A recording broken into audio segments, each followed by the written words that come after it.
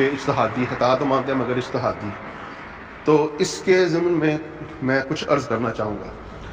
دیکھیے سب سے پہلے ہمارے نزدیک قرآن صاف صاف کہتا ہے مسلمان سابقون الاولون کی اتباع کرنے کا. قرآن کہتا ہے والسابقون الاولون من المہاجرین والانصار والذین اتبعوہم باحسان رضی اللہ عنہم ورضوا عنہ، کہ جو سبقت لے گئے اور وہ جو پہلوں میں سے تھے وہ بڑھ گئے اپنے اعمال میں اور انہوں نے ہجرت کی، وہ مہاجرین میں سے بھی تھے، اور جنہوں نے ان کی نصرت کی انصار میں سے بھی تھے. اللہ ان سے بہت خوش اور راضی ہے، یہاں تک کہ اللہ کہتا ہے جو احسان کے ساتھ اب ان کی اتباع کر لیں گے میں ان سے راضی ہو جاؤں گا. سورہ توبہ آیت نمبر 100 کی یہ آیت. پھر اللہ تعالیٰ نے فرمایا لا يستوي منكم من انفق من قبل الفتح وقاتل اولئك اعظم درجات، وہ کبھی برابر ہی نہیں ہو سکیں گے جو فتح سے پہلے ایمان لے کر آئے، خرچ کیا اللہ کے راستے میں اور قتال کیا، اور وہ جو بعد والے ہیں وہ کبھی اب پہلوں کے برابر لا یستوی، کبھی برابر ہی نہیں ہو سکیں گے، ان کے تو اعظم درجات.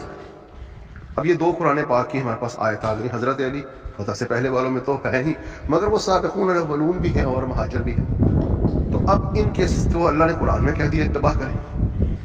یہ قرآن کی دو آیتیں اور بھی بہت سی مل جائیں گی، لیکن چلے دو آیتیں میں اختصار کے ساتھ بیان کر دی آپ سے. اس کے بعد ہم لیں گے احادیث مبارکہ، اور احادیث بھی ہم لیں گے بالکل متواتر صحیح سند کے ساتھ.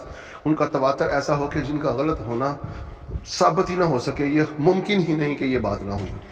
نبی علیہ الصلوۃ والسلام نے بدر اور اللہ نے بدر والے صحابہ کرام کو یہاں تک فرمایا جنت کی بشارتیں دی. اب ان کو قتل و غارت کر کے کوئی قتل کرے یا ان سے جو لڑائی کرے ان کے خلاف تلوار زنی کرے، اختلاف رائے ہو سکتی ہے لیکن قتل و غارت دری تو ہو ہی نہیں سکتی.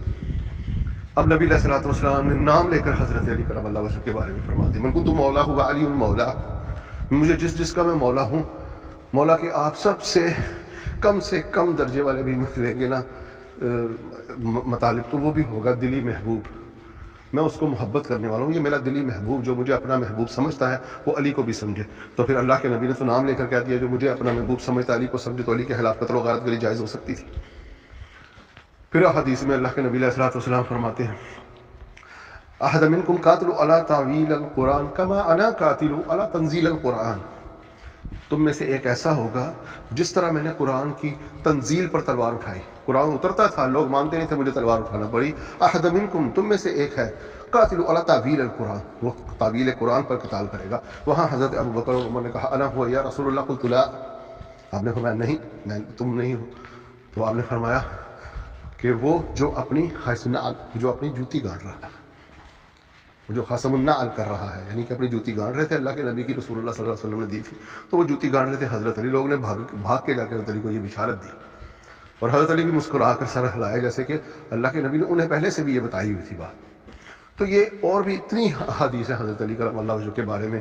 ہارون من موسیٰ کی مثل، ان طارق مستقلین، اول قرآن و ساری وطرتی، وہ ساری احادیث حضرت علی کرم اللہ وجہہ کے بارے میں تواتر کے ساتھ موجود ہے. اب ان کے ساتھ قتل و غارت گری کی کوئی گنجائش ہی نہیں. اب آ جائیں فقہ اور شریعت کی طرف. ہمارے ہاں اجتہاد کب کیا جاتا ہے؟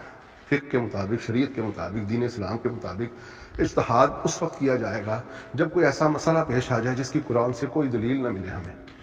تو قرآن سے تو میں نے آیات پڑھ دی سابقون الاولون کی اتباع کے لیے، اور پھر ہمیں قرآن سے وہ مسئلہ نہ ملے تو پھر ہم حدیث رسول اللہ سے لیں گے. اجتہاد نہیں کریں گے، حدیث رسول اللہ سے وہ حکم لے کر اس پر عمل کریں گے. حدیث رسول اللہ میں تو صاف صاف لکھا ہے حضرت علی کے بارے میں اتنی حدیث، 100 سے زیادہ حدیث میں آپ کو بتا سکتا ہوں جن میں سے کئی متواتر بھی ہیں. وہ حدیث سے تو مسئلہ مل گیا، اجتہاد کرنے کی تو ضرورت ہی نہیں. اب حدیث سے بھی نہ ملا ہو تو پھر ہم کیا کریں گے؟ ہم علیکم بسنتی و سنت خلفاء راشدین واہدین، نبی علیہ الصلوۃ والسلام نے فرمایا تم پر میری اور میرے خلفاء راشدین کی سنت پر چلنا واجب ہے. یا تو حضرت علی کو خلافت راشدہ سے خارج کر دیا جائے تو پھر یہ حدیث سے بھی آپ کے اوپر حجت نہ رہے گی.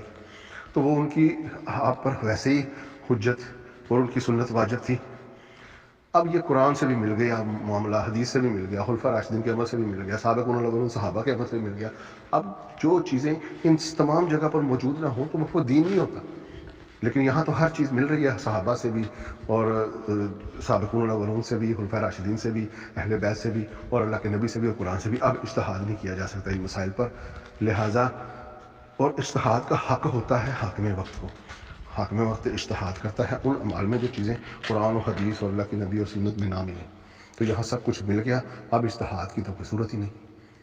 اور اگر پھر بھی آپ کہیں کہ وہ اجتہاد کر رہے تھے تو حضرت علی علیہ السلام کو نہیں پتہ چلا کہ وہ اجتہاد کر رہے ہیں، آج کے مولویوں کو پتہ چل گیا کہ وہ اجتہاد کر رہے ہیں۔ جسے حضرت علی نہ پہچان سکے، کوئی مولوی کوئی ملا کی یہ اوقات اور حیثیت اور علمی اوقات ہے کہ وہ کہے کہ جی وہ اجتہاد کر رہے تھے، حضرت علی ایک مجتہد کو قتل کرنے آئے تھے، اتنے لوگ شہید ہو گئے۔ تو لہٰذا غلطی ہی ہے۔ پہلی بات، معاویہ بن سفیان مجتہد ہی نہیں تھے، اور مجتہد جو تھے وہ چند صحابہ کرام تھے، بڑے بڑے جلیل القدر صحابہ بھی مجتہد نہیں تھے۔ انس بن مالک مجتہد نہیں تھے، 10 سال اللہ کے نبی کو وضو کرایا۔ حضرت بلال مجتہد نہیں تھے، سابقون الاولون صحابی۔ کہاں بات کرتے ہیں یہ مجتہد ایسے ہی ہوتا ہے۔ مجتہد حضرت ابن مسعود تھے، حضرت عبد الرحمن ابن عوف تھے، حضرت عمر تھے، اجتہاد کیا کرتے تھے، حضرت علی تھے، اجتہاد کیا کرتے تھے۔ یہ جلیل القدر صحابہ کرام تھے جو اجتہاد کیا کرتے تھے۔ صحابہ کرام بھی ان سے جا کر اپنے مسائل میں اجتہاد کرواتے تھے۔ تو یہ معاویہ کہاں سے مجتہد ہو گیا؟ معاویہ طلیق ابن طلیق، اور اللہ کے نبی کی صحبت بھی اتنی نہیں ملی، صرف دیکھ کر مسلمان ہوا، اور بس وہ اتنا شکر ہے کہ ہم انہیں کہتے ہیں چلو صحابیت حاصل ہو گئی۔ مجتہد ہرگز نہیں، اجتہاد وہ ہرگز نہیں کر رہے تھے، وہ باغی تھے، بغاوت پر تھے، غلطی پر تھے، گناہ پر تھے، حق پر بھی نہیں تھے۔ اللہ تعالیٰ انہیں معاف کرے، یہی سچ اور یہی حقیقت ہے۔ السلام علیکم ورحمۃ اللہ۔